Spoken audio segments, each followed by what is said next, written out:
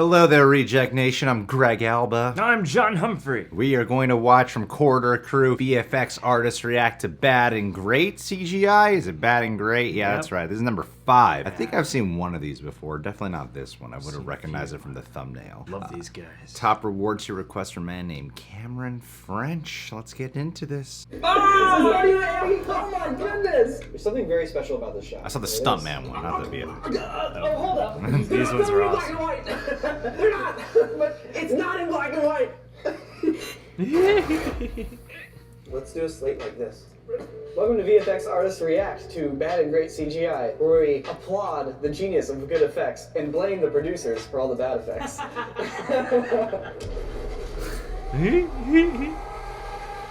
Wolverine. Oh, this is Wolverine! This is a combination of rushed and bad ideas all in one. Why are there sparks? He barely touched it. Like, whoa, whoa. Out of there. Flush. Yeah, Everything's fine. These are some straight up iPhone compositing. Yeah. Like, get an iPhone app to put claws in your hands. First off, That. the tracking on his right hand, ever so slightly. Oh, yeah. It's hard to see frame by frame, but in motion it just doesn't quite feel attached. But even more so, there's no freaking shadow on his knuckles. Yeah, there's no shadow. Like, you got these just like the CG model sticking out of his hand. They don't even have proper motion blur highlights in this either. Like, notice when the motion blur is on the bright parts of the blade, the bright part gets dimmer. Whereas that bright part should be bright enough because it's reflective metal that it stays bright. Imagine my flashlight is the bright part of a blade. If I go like this, it doesn't turn gray. It stays white. I bet they probably didn't have a proper HDRI for the scene. Basically capturing the proper lighting of the scene, but also recreating the materials in a very scientifically accurate way. Idiots. I just kind of it. Maybe they were running out of time and they had to do the scene really quickly. The biggest question is, why aren't they practical? That's exactly it. They have a special type of blade holder that's it's like you literally just hold your fist and the blades like conform perfectly around your knuckle and it looks real. That's a great point. Do it practical when you can.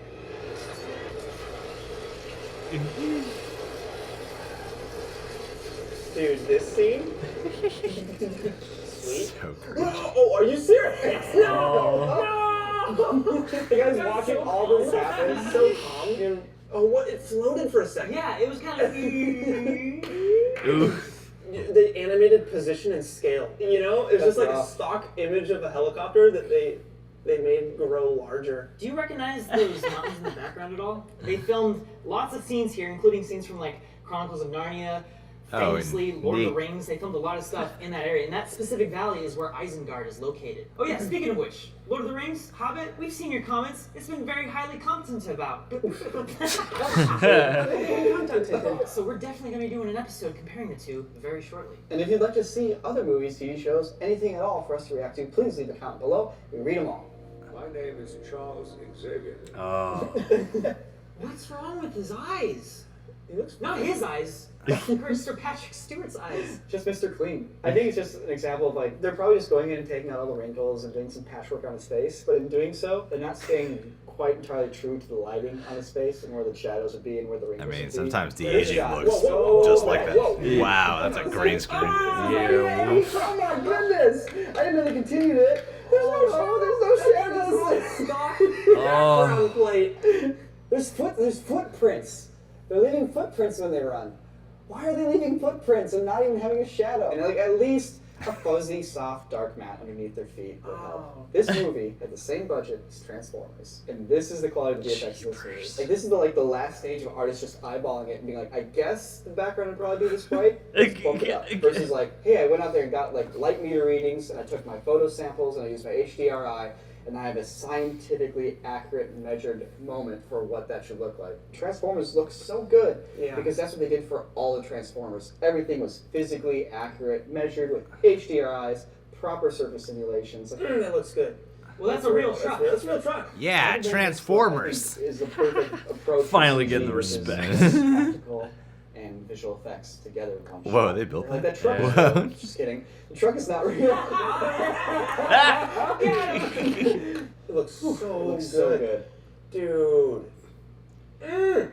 Oh, this bus shot. Something special about this bus shot. That bus is real. That explosion is real. That bus, they already had it chopped in half. They tear it apart in the middle of the scene. That's all real. Wow. The only thing fake is a robot going through it.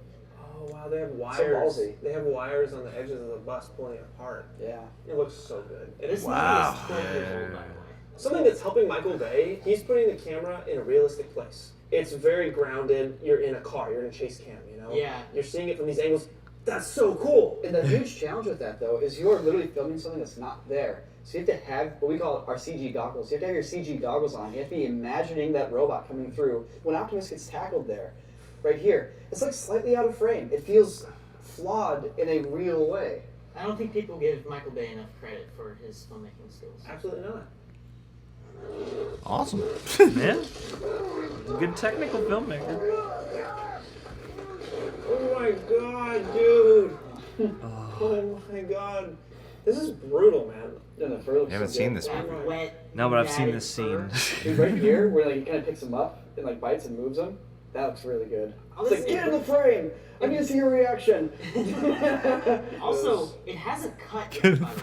frame. Oh, dude, the fogging of the lens. Wow. Ooh. Do you think that was real fog? No, I can't because well, the beer wasn't real, duh!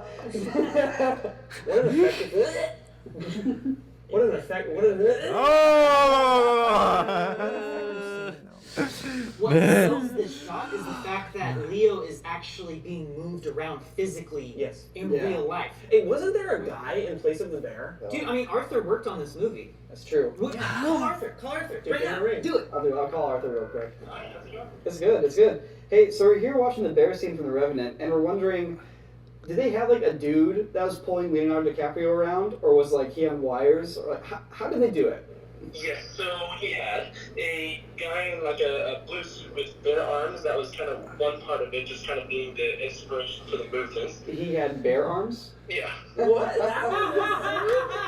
And Leo was in a harness that was pretty complicated wire contraptions with several different trees so that the wires would pull them in different directions. One of the things that was really critical is rehearsal, because we had to know what the quote-unquote fight choreography was between the bear and Leo, so that the guy in the suit and Leo being pulled cannot all kind of be in sync, so that when they did put in a bear, it would line up. So are there some hidden cuts in this, like long take? Tons of hidden cuts. Wow. Tons of blends, merges. Thanks for the info, man. We're trying to figure out how they did it. Yeah, of course, of course. A match cut is basically when you have it cut from one piece of footage to another, but an element in the footage is basically in the same spot. Like, So, like in 2001, the bone turns into a spaceship. but match cuts can also be a visual effects technique, or basically a magic trick, where you're doing basically like a whip pan, and right in the middle of that whip, and you're just match cutting right in the middle of that whip when things look the same. Like that's still a match cut. It's not like an artsy match cut. It's not it's a hidden match cut. But sometimes hidden cuts are hidden by making them match cuts. Sometimes they're hidden by things blocking the frame. And I think it's time for us to look at the master class of match cuts and hidden cuts. Kingsman Kingsman. is a great movie. Super I stylized. bet. Matthew Vaughn tearing it up. Oh man, look at that high shutter speed style. Everything's just super jittery. Yeah, the CG doesn't look so great there, but you know what? Who cares? Yeah. You're gonna dislocate his shoulder? Oh, yes! There are just moments I How is that the I most forget visceral about. moment of this entire scene? Getting their heads blown up and that woman Never got a watched neck that chop, slow. But somehow a dude crumpling up like that against the wall. Oh, these shots are so funny. It's like his real head It's a realistic looking movie. Alright, I think we should go back to the beginning of the scene. Just take a moment and show you where a bunch of the hidden cuts are, and then talk about how they did them. Alright, right there. No. Right there, for sure. Right there. One of these, the flashes. Boom. Cut. Cut. I think the reason why there are so many hidden cuts in this scene is because this is an incredibly complex choreography. It's like in a video game. You can't beat the whole level without save points. I bet a lot of these different stunts require very specific setups that you can't do with the camera going through the entire scene. And what they're doing here, like, our eyes are super sensitive to motion, to the point where we don't really read details in them. So that guy wiping the frame, that as he wipes the frame, they're rotoscoping the edge of him, so everything that gets revealed as he wipes is from the next shot. It's one thing to have hidden cuts. It's another thing to have the intricacy of this puzzle of a fight scene, where you're doing all these tricks and taking advantage of those hidden cuts. Wait a minute. Wait a minute. Is that Lieutenant Dan? Forrest Gump is actually a treasure trove of amazing visual effects shots. There's something very special about this shot. There it is. Oh, hold up. The actor has legs, by the way. So there's one very, very small thing that they did here that helps sell that he's missing legs. Clint, did you see it? Yeah, so if the actor has his legs, which I assume he does, then how does he swipe his legs past the coffee table? Yeah, exactly. So here's what I think they did. That table wasn't there when they filmed Gary Sinise, and they added the table back in, because notice he never actually interacts with the table. He walks behind the table, the other guy walks in front Gary of the table. Sinise has The other guy legs? being Tom Hanks. And if you look really I don't closely, think you so. really see the I watched mask CSI New York. I don't think That so. guy doesn't have Dude, legs. Yeah. We're right. Yep. Oh, nice. So they had to recreate the stumps, Yeah. essentially, right? Yeah. Just all in all, excellent. That's a really realistic But table. It's a little kind of like, oh, it's Feels like it's really there. Oh, it's all That covered just in brings junk. the world together and really like drives home the fact that like this character does not have legs. You all right? So this one, have you guys seen this movie before? Wait, is this Spider-Man 1932? Pleasantville. Pleasantville, that's it! The general premise of this movie is that Peter Parker here has gone back in time. He's gone back to like a Leave to Beaver style TV show, and he's basically broadening everybody's horizons. He's introducing them to modern America. She's embarrassed that she's becoming colorized because she's becoming modernized. She's becoming a modern woman, but she doesn't want her husband to see her that way. So she needs to have her face painted back to black and white. So is it like, what is he like putting on like green screen makeup and they're Saw. just coloring it to be silver? Saw Yeah. making So up. all they're on doing is this. putting a green screen key on it and desaturating it, and that's all they're doing. But when it's Dude, like desaturated, you could do this in DaVinci Resolve. yeah. I don't know how they did this. The world is black and white. How do they get yellow light to shine on the characters and things in the world? Well, they're not filming in black and white. I haven't seen any yellow light yet. All right, so the yellow light on the fence there, you see that? The yellow light on the black. Okay. The black and white tree has yellow light on it. Wait. Yeah, it's because they're not filming in black Dude, and yellow white. house. reflections on that truck? Alright, is this the result of a clever magic trick? How many times do I have to say it? They're not filming in black and white. They're not. But it's not in black and white. They're color correcting it so it is in black and white, and then they reveal it so that it looks like it. But that doesn't make sense, Clint. No, of course it makes sense. It's perfectly makes sense. You mask it and you just track your mask. I mean, I agree with Clint on this. That makes sense to me. You could just do a luma key on anything that's like bright in the shot, and then specifically mask out the spots that you need that are going to be yellow. But I guess that fire truck can't be red, that flag can't be red, white, and blue, that house has to be painted white already. Because if you're going to let the color through, the stuff that would have color needs to be black and white for that colored light to be on it. If you guys have any guesses as to how they did the yellow light shining on a black and white world here, leave some comments below. If you happen to work on this movie, I feel like shoot this us an is email. hard. Guys, it's just masks. They're just tracked masks. How are you tracking? If a guy has orange skin and I shine yellow light on you. You tint it. Alright, I want to show you guys a historical VFX shot. Show me one. This isn't computer graphics. The question is it special effects or visual effects? Oh. What's gonna. Yeah. Whoa! Okay, the wig I get, but there's like no cut, there's no transition on her face evolving and transforming. I think I know this one. It, I know the answer. it's obviously some sort of optical effect here. Yeah, she's painted, right? Yes. It's gotta be like It's a red transition makeup or something. revealing- So how would you hide a paint? So I'll give you a hint. This is an effect that's Oh, only wait possible a in black minute. and white. Is there some sort of like lens filter that can't see a certain shade of makeup? Mm-hmm. Is that what's going? How would they? Okay, how would you do that though? How would they change the optical filter? It's quite simple actually. It's just a red and blue filter. Just like when you have like 3D glasses and you wear like in the red side doesn't let you see the red lines and the blue side doesn't let you see the blue lines. You say you have a red filter in front of the camera and it's filtering out any red on her, so you have like all these red marks on her face, but you can't see any of that because the red filter is covering all of it out. You transition it to a blue filter and suddenly all those red splotches become bright and you can see all the luminance different. Let's go to black and white. Now let's just show only the blue channel, because color is made up of red, green, and blue channels. So we show only the blue channel. This should look relatively dark. And this should look relatively bright. Now if we flip it over and go only to the red channel, this should look pretty dark, and this should look bright. When you go specifically to certain color channels, you get different luminance values, and that's basically what we did with the face. The greatest thing about old movies like this is that they're still doing these crazy, for all intents and purposes, visual effects, but they don't have the same sort of tools that we have today, and they have to be really, really creative with how they go about achieving these visual results. Oh my God, is it finally happening? Are we finally reviewing the worst. We can't do this. We can't do this here. You think we're gonna cover the scene? Get out of here! We're gonna come Oh, I back. saw when they We'll fixed win the that. worst I did VFX see shots that ever. video. Oh, Yeah. You know what I think we should Okay. do?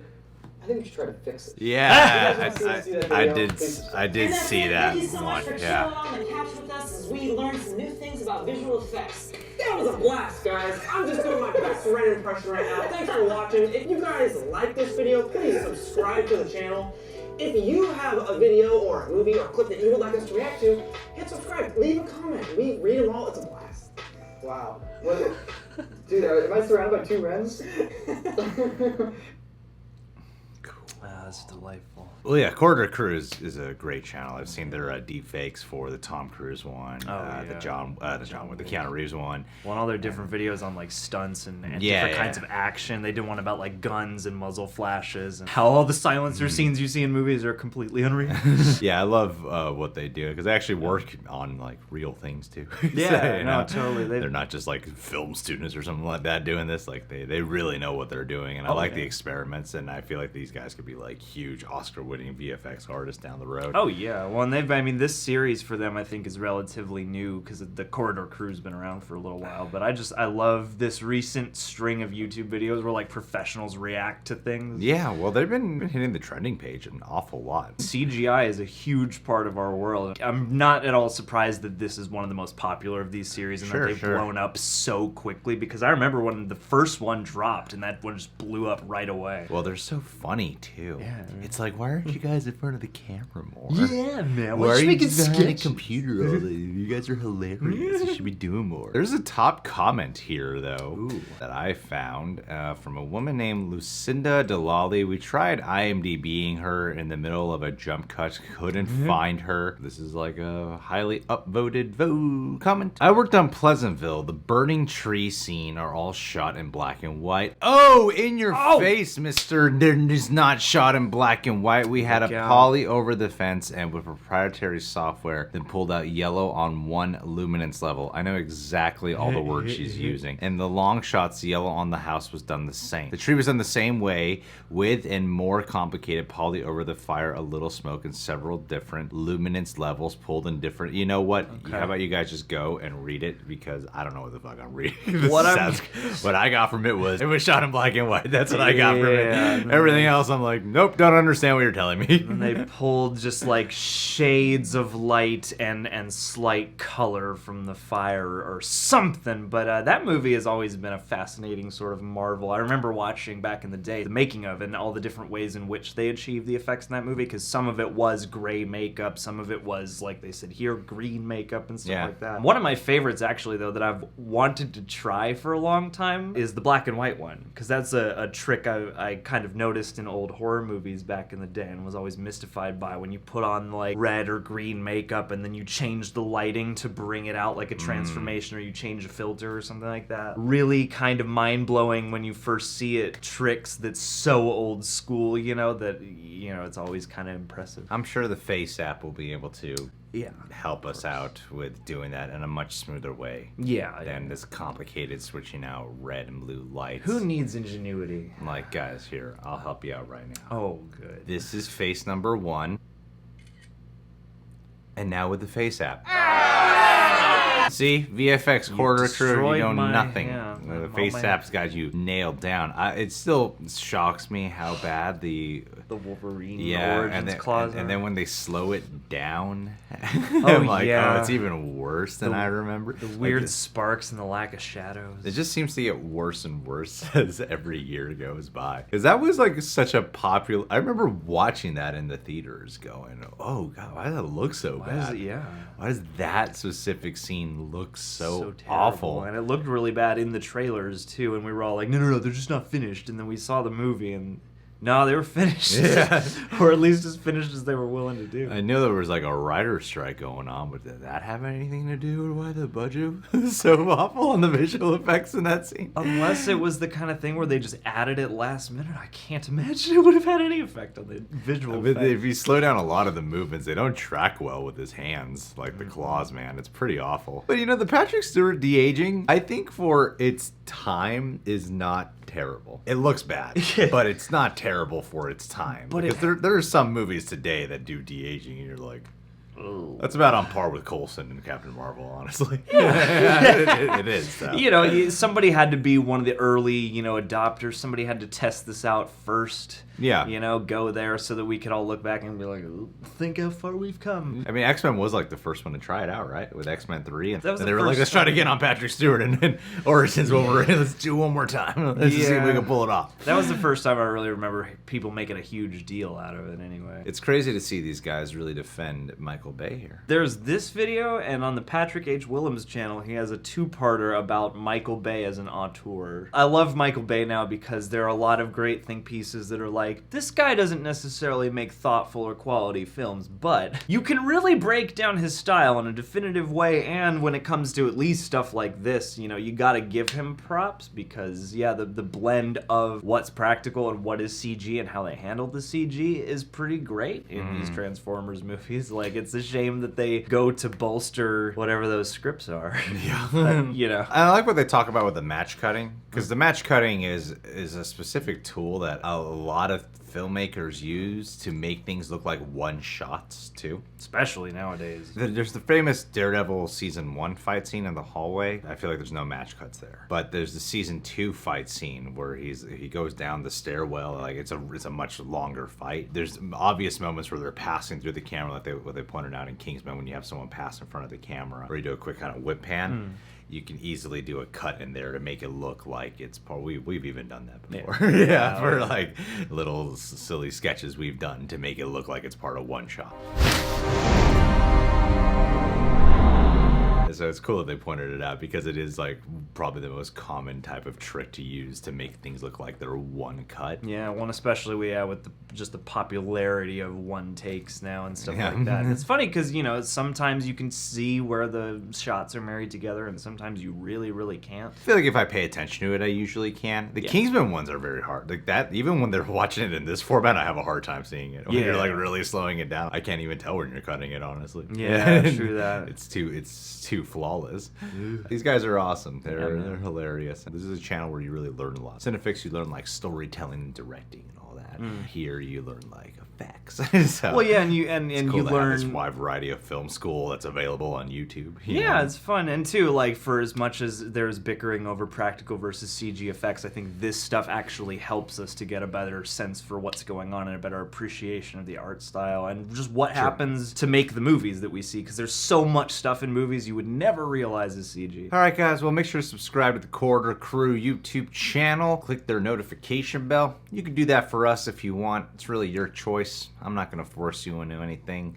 That would be assault. Cameron French, thanks, man, for requesting this video. We did a Q&A recently at our Patreon page that was asking about what our favorite wrestler entrances are and theme songs. And then Cameron decided to link 20 entrances, different wrestlers for me, just to check out and watch on my own time. He's got a lot of time on his hands right now. That's why you're one of the best people in the world, dude, because you go the extra mile. I love you for things like that. You're always sending me shit. 9.5 times out of 10, I'll check it out. I'm gonna make time this weekend to go through all of those entrances. I can't believe I'm putting myself out there like that. Dude, just put them on while you're at the gym. Be the best workout playlist. I gotta watch them. It's not just songs, there's entrances. The motivation. They're all fat wrestlers. I don't want to be any of them. One of them's gotta be buff. They're all fat. All right. They're all fat.